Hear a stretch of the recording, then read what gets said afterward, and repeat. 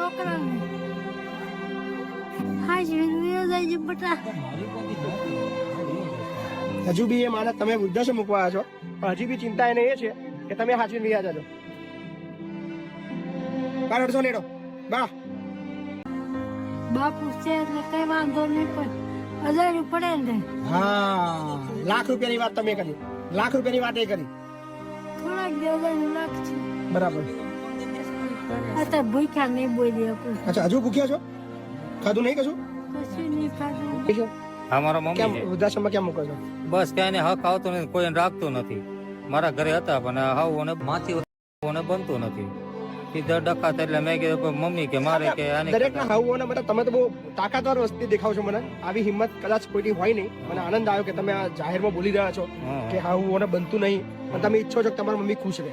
એટલે બે ને એક પ્રોબ્લેમ હતો. મમ્મી ને કે જમવાનું ભાવે નહીં, તો ક્યારેક ડખા રહેતા. એટલે મમ્મી કે મારે આ બધું હેરાન થવું એની કરતા મને આશ્રમમાં મૂકી જા. તમારો ભાઈ રાખતો નથી, બરોબર. એ તો ચોકી જ ના પડે, મારે મોઢું નહીં જોવું. તમારો મોટો ભાઈ છે? હા, એ મારે મોઢું નહીં જોવું, બરોબર છે. હું અત્યારે સમજાવવાનો ટ્રાય ના કર્યો તો? ટ્રાય કર્યું પણ બે નો આમાં વાગ છે. એક હાથે તાળી સાહેબ પડે નહીં, બરોબર. હા, અમને શું તમારા મમ્મી નો શું તમારો બી વાગ છે એવું કે છે? મને ભાવતું નતું તો ખાવાનું, પણ તેમાં મારા છોકરાને કીધું ને અત્યારે ભૂખ્યા નહીં બોલી આપું. અચ્છા, હજુ ભૂખ્યા છો? ખાધું નહીં કશું? કશું નહીં ખાધું. 2 વાગે બપોરે બે રોટલી ખાધી. 2 રોટલી ખાધી ખાલી. કાંઈ વાંધો નહીં, ચિંતા ના કરો, બધું ભૂલી જાઓ. આપણે બીજું કશું પૂછવું નહીં. શાંતિથી મારા ઘરે રહો, બરાબર? કાંઈ ચિંતા નહીં, બરાબર ને? તબિયત તમારી સારી છે એકદમ? હાથે નાય આવું, હાથે સંડાસજી આવું, બરાબર છે. હાથે કોઈ બધાને એવું થાય કે કેમ રોતા છે, રોવાની આ દુઃખ થાય તો બરોબર છે. પીડે તો. આમાં આ તો બહુ અઘરો વિડીયો બનાવી રહ્યો છે, મને ખબર નહીં પડતી હું બોલું.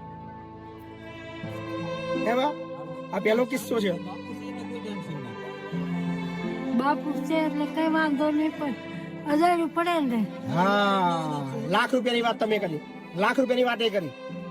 થોડાક દેવદાનું લાખ છે. બરાબર.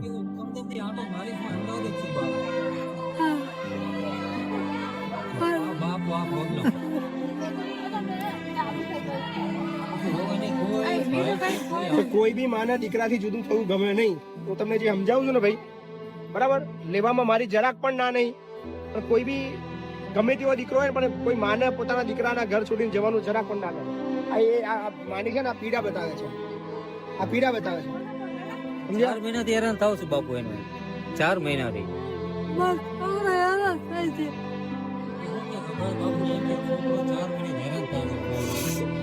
1200 નહીં હેડો. ચલો, જે થઈ ગયું થોડું ચિંતા ના કરો. મારા ઘરે તમારે રહેવાનું છે,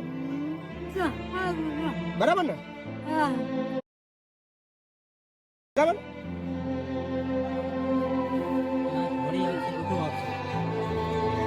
બધું દઈશ બા, ચિંતા ના કરશો. અને તમે જે જમવાનું કહેશો એ બનાવીશ. મારે શાક રોટલી હોય તમને શાક રોટલી મળશે, તમે જે કહેશો એ મળશે. દૂધ જોઈએ, શાક રોટલી જોઈએ, જે જોઈએ તમને બધું મળશે.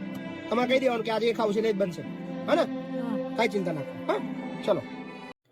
મેં તો આ વિડીયો જોયો ને તો ખરેખર આંખોમાં આંસુ આવી ગયા. તમે પણ આખો વિડીયો જોયો હશે તો તમને પણ લાગણી તો ઉઠી જશે કે કોઈ આવું પોતાની માને વૃદ્ધાશ્રમમાં મૂકવા કેવી રીતના આવી શકે.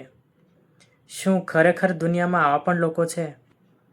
પ્લીઝ બને એટલું મા બાપની સેવા કરો. આપણને જ્યારે નાના હતા ત્યારે કેટલા દુઃખો વેઠીને એ લોકો આપણને મોટા કર્યા હોય, તો આપણે મોટા થઈ ગયા, આપણા પગે ઊભા થઈ ગયા, આપણે કમાતા થઈ ગયા પછી એવું થોડી હોય કે આપણે મા બાપને છોડી દઈએ.